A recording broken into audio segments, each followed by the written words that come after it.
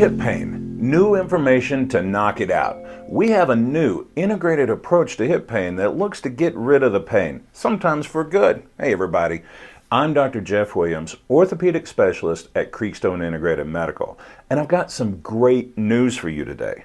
News that some of your loved ones, they're going to want to hear, so make sure they have this info when you're done watching, okay? So let's talk about hip pain and under-recognized causes of it, okay? There are several different reasons that patients come to see us with hip pain. They can be labral tears, osteoarthritis, what they call cam deformities, avascular necrosis, and that's just for starters. But one of the most common reasons, especially for hip pain that hurts towards the outside or the lateral part of the hip, is called gluteal tendinopathy, also GT, okay? So sometimes I'll say gluteal tendinopathy, sometimes GT. Now, my friends at chiroup.com recently put out an amazing rundown of GT through their email list, which can be found at the link below, for those of you who are super curious, okay? After I went through and completed the orthopedic fellowship program, GT has been on my radar, and it's amazing to think. Once you know to look for GT, you're going to find it everywhere, literally everywhere. As a provider, we want to know everything so that we're better equipped to help our patients, right? But not one single provider can be an expert at everything. And the bottom line is that we just don't know what we don't know. And I was simply unaware of GT before my fellowship training. But I filled that hole, and now we're making a big difference for our patients, the ones with hip pain, all of our patients, but for this video, hip pain specifically. First, why do people get hip pain? Well, the research says that patients develop GT from excessive tension or compression of the hip area. So how do you know if you have gluteal tendinopathy? What does it even look like or feel like? Well, GT is lateral, outside hip pain, and is tendinopathy of the glute medius or the glute minimus. Google it up. It hurts to walk, but very tellingly, it hurts to lay on the painful hip because of the compression. When you're laying on the area, you're compressing things. Well, it also hurts to lay on the other side, the opposite side of the hip pain, because when we lay on the other side, well, we tend to stretch our top leg over to get comfortable. And when you're stretching that top leg over, there's tension and pull on the painful hip area. And that hurts, obviously. So there's also got pain on going up and down stairs. That's a sign of gluteal tendinopathy. One of our patients could barely get in and out of her RV, and she was real unhappy about it. Also, there's usually significant pain on palpation of the area. That means when I poke on it, I can get somebody's attention very quickly. They do not like it.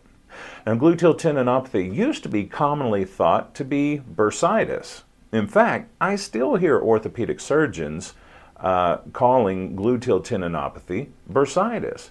I heard it just a few weeks ago prior to filming this video.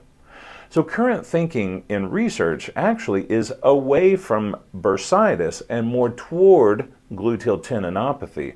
If bursitis is present, well, it's probably more a symptom of gluteal tendinopathy rather than the cause of the gluteal tendinopathy. Now, this thinking is fresh enough that I found myself in a disagreement with an orthopedic surgeon not long ago about whether it's bursitis or it's GT. And in an effort to simply disagree rather than be disagreeable, I told the patient what the research shows and said that ultimately, whatever terminology we use, it really doesn't matter because the condition is going to be treated the same and we expect the same effectiveness or results. And for that patient, well, that worked out.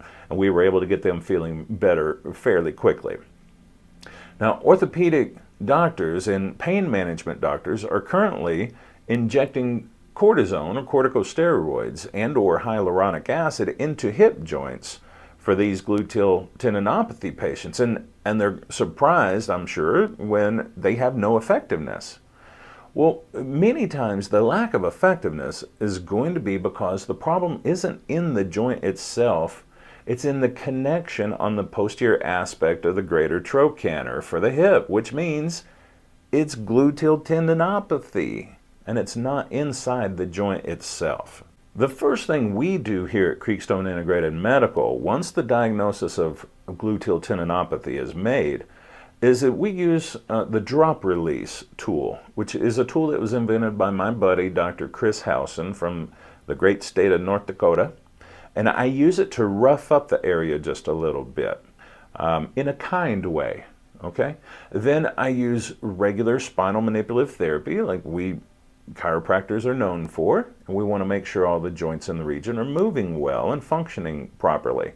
Then I strongly recommend gluteal tendinopathy patients, they opt to have low-level laser performed on the area because it's really good at getting down the inflammation, which is part of the battle. We combine that treatment with very targeted rehab exercises that are specifically designed for gluteal tendinopathy. And then finally, we combine all of that with trigger point injections from our nurse practitioner here in our office. We've tested our procedure in a significant amount of our patients, and they've all done amazingly well.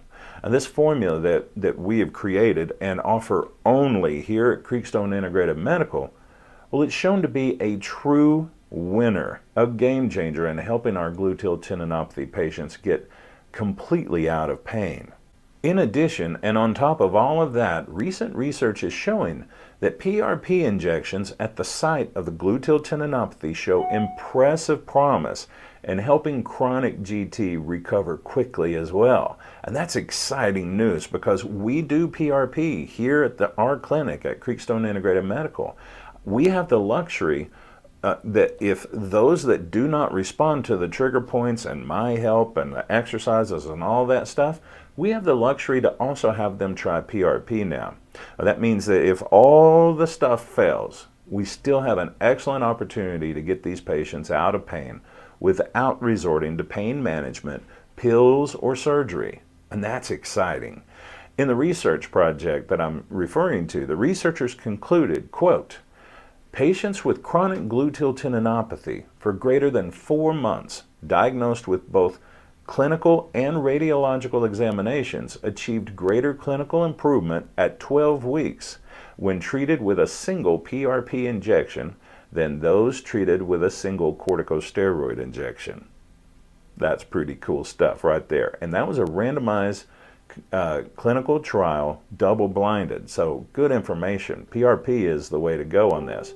And if you or someone you love is suffering from hip pain, send them to the orthopedic specialist at Creekstone Integrated Medical. Let us get you on the path to feeling better now.